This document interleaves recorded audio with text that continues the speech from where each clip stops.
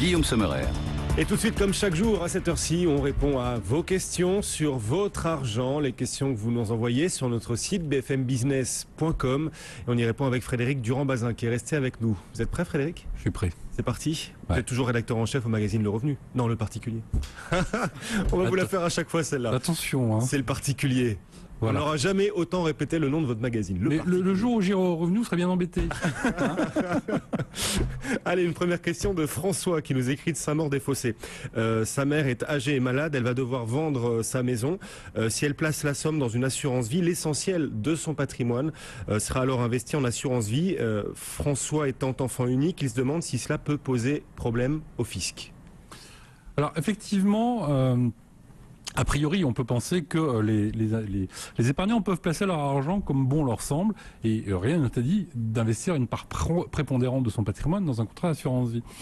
Mais le fisc veille au grain. Pourquoi ? Parce que dans l'assurance vie, on bénéficie d'un cadre fiscal assez particulièrement privilégié. Donc le fisc peut éventuellement regarder l'opération en imaginant qu'il s'agit d'un abus de droit, si elle arrive à prouver que la souscription de ce produit a été faite dans un but exclusivement fiscal, c'est-à-dire d'éluder les droits de succession. En revanche, si l'opération a été faite dans une vraie démarche patrimoniale, par exemple, pour que la mère de notre auditeur puisse se procurer des revenus jusqu'à la fin de sa vie, là-dessus, il n'y a aucun danger. Donc oui, elle peut placer la majorité de son argent en contrat d'assurance vie. Alors, il y a une autre réserve qu'on peut évoquer, qui ne jouera pas dans ce cas-là, mais c'est quand l'épargnant a plusieurs héritiers. Dans ce cas-là, ceux qui sont privés d'héritage peuvent considérer qu'effectivement il y a eu un abus sur l'utilisation de l'assurance vie et ils peuvent demander à réintégrer une partie des sommes ainsi versées dans la succession. Bon, ils peuvent le demander et l'obtenir ? Ils peuvent l'obtenir, mais il faut aller devant les tribunaux. Hein. Bon, là, en l'espèce, la question ne se pose pas parce que, bien entendu, étant enfant unique, il va pas rencontrer d'opposition à ce type de placement. À moins qu'il porte plainte contre lui-même. Enfin, ouais, alors, je suis pas sûr que c'est autorisé en droit français, ceci dit. Peut-être juste un petit mot sur le fait que la Fédération française des sociétés d'assurance regarde quand même ce point-là de manière assez attentive et a émis, il y a quelques années, quand même un certain nombre de recommandations au moment de la souscription des contrats d'assurance vie pour éviter justement ou limiter ce risque d'abus. Et notamment, il y a une disposition qui est assez intéressante. Elle dit très clairement que les assureurs doivent écarter les souscriptions à des âges très élevés lorsque les conditions qui laissent envisager un risque sensible de contestation ultérieure sont présentes. Et il fixe un âge de 85 ans. Donc à partir de 85 ans, si l'assureur estime que finalement il peut y avoir contestation parce qu'il y a plusieurs héritiers ou que la situation de l'assuré est fragile, s'il est malade, très malade, voire on a déjà vu ça, hein, des gens souscrire un contrat d'assurance vie sur leur lit d'hôpital 2 semaines avant leur décès. Là, bien entendu, on sait que l'opération va être retoquée par le fisc. Donc voilà. Donc à partir de 85 ans, l'assureur il est un peu plus réticent pour faire souscrire un contrat. Question subsidiaire, est-ce qu'il est judicieux d'hériter de tout son patrimoine dans le cadre de l'assurance vie ? Pas nécessairement, parce que si le souscripteur a plus de 70 ans, il faut rappeler que, hormis un abattement de 30 500 € sur les sommes qui sont transmises aux bénéficiaires, le reste sera soumis au droit de succession. Et le barème de droit de succession, il est progressif, mais il est quand même on atteint rapidement la tranche à 20%. Donc peut-être que la bonne solution, c'est de mettre une partie sur l'assurance vie et mettre une autre partie sur un autre produit, genre un contrat de capitalisation, un livret bancaire, autre chose qui ne bénéficie pas de cette fiscalité favorable. Comme ça, on pourra bénéficier sur l'autre partie de l'abattement de 100 000 € qui est applicable sur les donations et successions entre enfants et parents. Allez, on file à Saumur et c'est Valérie qui nous écrit. Elle s'apprête à investir dans une résidence-service et elle souhaite savoir sur quel dispositif fiscal elle doit s'appuyer. Alors Valérie, elle a le choix entre 2 dispositifs fiscaux qui sont particulièrement intéressants. Donc le premier, c'est ce qu'on appelle le Censi-Bouvard, du nom des 2 députés qui ont porté cette loi, qui vient d'être prorogé, qui devait prendre fin à la fin de l'année et donc qui vient d'être prorogé jusqu'en 2016. Donc le dispositif offre une réduction d'impôt de 11% qui est étalée sur 9 ans, dans la limite de 300 000 €. Donc ce qui veut dire qu'on peut réduire son impôt au maximum de 3 666 € par an. Donc si on opte pour ce premier dispositif. Le Censi-Bouvard, en fait, on donne le bien en gestion à un gestionnaire pour un bail d'au moins 9 ans. Et c'est ce gestionnaire qui va s'occuper de gérer le bien. En contrepartie, vous bénéficiez de cette réduction d'impôt. Voilà. Donc le deuxième dispositif dont on peut bénéficier, c'est ce qu'on appelle la location meublée non professionnelle, ou LMNP chez les spécialistes.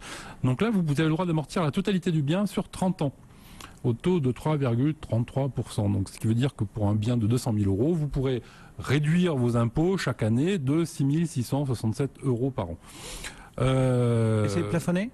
C'est non plafonné, donc c'est quand même l'avantage. L'autre avantage, c'est que le LMNP ne rentre pas dans le cadre des niches fiscales. Donc le dispositif n'est pas plafonné à 10 000 euros, comme c'est le cas depuis le 1er janvier, alors que le Censi-Bouvard l'est. Donc en choisissant l'un ou l'autre dispositif, il faut regarder si on n'a pas déjà fait des investissements déficitaires. Il faut regarder son seuil de plafond. Exactement. Et si on l'a déjà dépassé. On dit à peu près toutes les semaines. Mais c'est encore oui, mais il faut le répéter. Mais il faut le répéter à chaque fois. C'est comme le magazine Le Particulier. Le Particulier, vous avez raison. Donc, mais l'avantage du LMNP, surtout, c'est qu'on peut arriver à défiscaliser la quasi-totalité de ses loyers. Donc, globalement, c'est plus intéressant le LMNP, c'est un tout petit peu plus contraignant parce que cette fois, il faut vraiment gérer son bien. Allez, une autre question de Guillaume qui nous écrit de Paris. Guillaume a un CDI, il souhaite louer un appartement avec sa sœur qui, elle, est étudiante. Il vous demande s'ils doivent avoir chacun un garant, ou donc 2 garants différents, ou s'ils peuvent avoir le même garant. Alors, en fait, tout dépend du bail en l'espèce.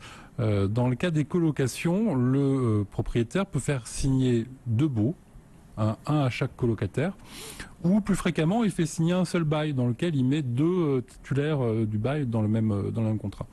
Donc s'il fait signer un bail à chaque locataire, il peut demander à chacun des 2 locataires une caution. Mais cette caution, ça peut être la même personne, hein. Comme ils sont frères et sœurs, on peut très bien imaginer que ça soit le père ou la mère qui se porte caution pour les 2. Bon, si par contre les 2 sont sur le même bail, non, il pourra exiger qu'une seule caution. D'accord. Pour les 2. Par contre, il peut exiger plusieurs cautions. Il peut exiger des strates de caution pour une même personne, mais il ne peut pas exiger des strates de caution différentes dans ce cas-là. Ce qu'il faut savoir aussi, c'est que si le propriétaire a souscrit une assurance loyers impayés ou une garantie locative, a priori, il ne peut pas demander en plus une caution. Sauf que là, en l'espèce, c'est un peu plus compliqué parce que comme il y a un des 2 colocataires qui est étudiant, ça fait partie des exceptions dans lesquelles on peut cumuler les 2. Bon, enfin, globalement, pour revenir à votre question, oui, en pratique, il peut demander une caution par locataire. Et bien voilà pour cette réponse sur les cautions dans les locations d'appartements. Il est 12h13, on marque une petite pause et on accueille Sophie Tussaud pour l'essentiel de l'info. Bonjour Sophie. Bonjour Cédric, bonjour à tous. Le 50e anniversaire du traité d'amitié entre l'Allemagne et la France. Il est célébré aujourd'hui à Berlin par Angela Merkel et François Hollande. La chancelière et le président s'adresseront tout à l'heure aux parlementaires des 2 pays. Les bureaux de vote ont ouvert ce matin en Israël. Les électeurs sont appelés aux urnes pour les législatives. À la droite, et les partisans de la colonisation devraient l'emporter et le Premier ministre Benjamin Netanyahou devrait être reconduit au pouvoir. Les écoles parisiennes en grève, un mouvement massif pour protester contre la réforme des rythmes scolaires. Une journée d'action nationale est également prévue demain. Et puis un mot du Vendée Globe, et Jean-Pierre Dick va perdre sa 3e place, certainement. Son voilier a perdu sa quille. Le skipper fait actuellement route vers les Açores. Merci beaucoup Sophie. Sophie Tussaud que l'on retrouve tout à l'heure, juste avant le 12h30 de Delphine Liot pour un point complet sur l'actu gênée. En attendant, le CAC 40, lui, est toujours dans une tendance très hésitante puisque l'indice perd 0,29%. Il tente de limiter les dégâts. Intégral Placement, Cédric Decoeur, Guillaume Sommerer sur BFM Business. Et on reprend notre série de réponses à vos questions, toujours avec Frédéric Durand-Bazin. Et c'est Myriam qui nous écrit maintenant. Elle est mariée depuis 10 ans sous le régime légal. Elle souhaite désormais opter pour la communauté universelle. Comment doit-elle procéder ? Pour un changement de régime matrimonial, il faut nécessairement s'adresser à un notaire. Donc c'est lui qui va s'occuper de rédiger le nouveau contrat de mariage.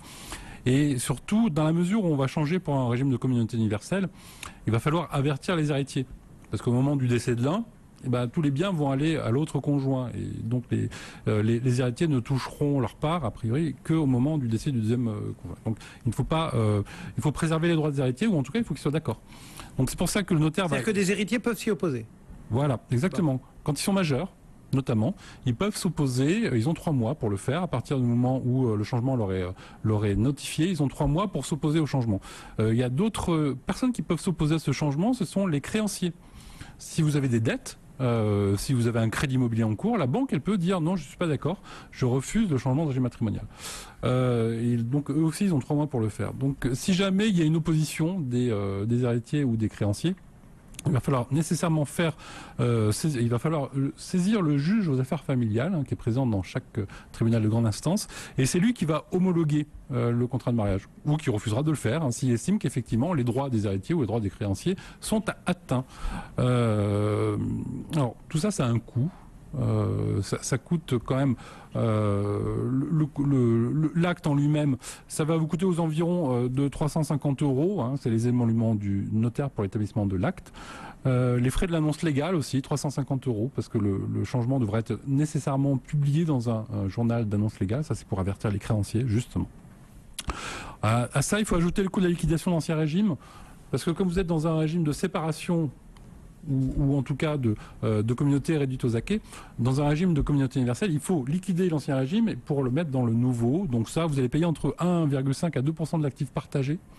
Donc ça, c'est des coûts qui sont quand même assez importants.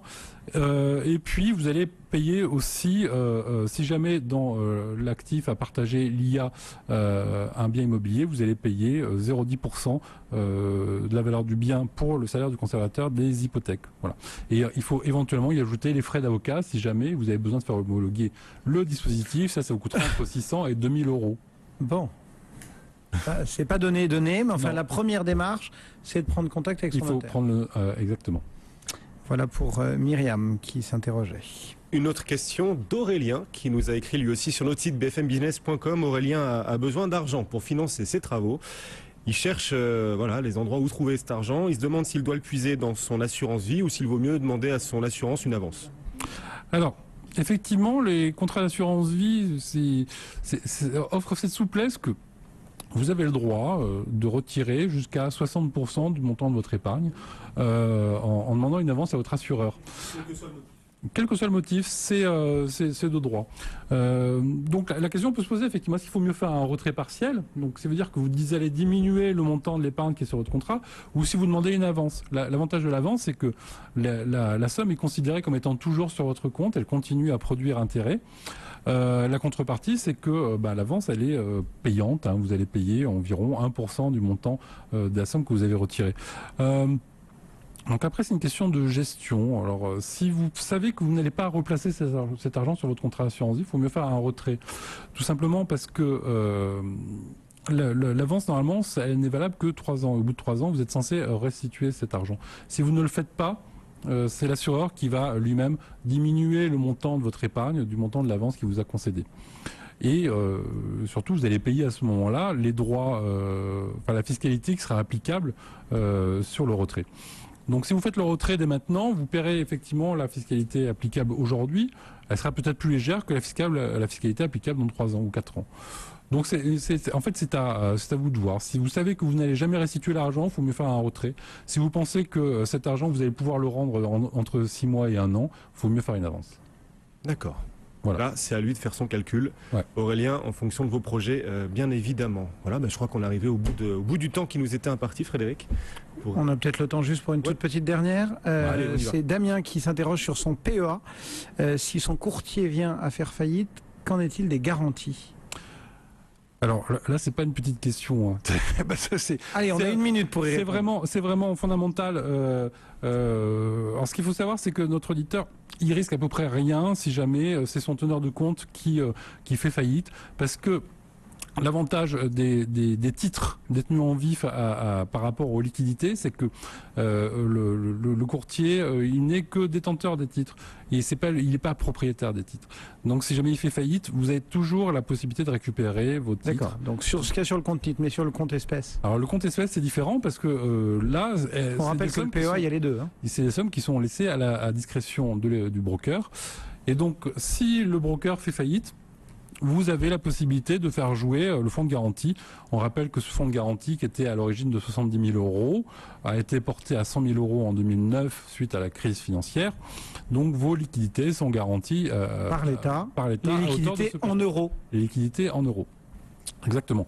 Alors il y a peut-être un autre cas qu'on peut étudier très rapidement, c'est si jamais c'est la société qui assure la gestion de l'OPCVM qui fait faillite, parce que dans un PEA, vous pouvez avoir des comptes titres en vif, enfin des titres en vif, vous pouvez avoir aussi des fonds communs. Donc si c'est elle qui fait faillite, là c'est pareil, il n'y a pas d'incidence particulière parce que ce n'est jamais qu'un agglomérat, un portefeuille de gestion de titres en vif.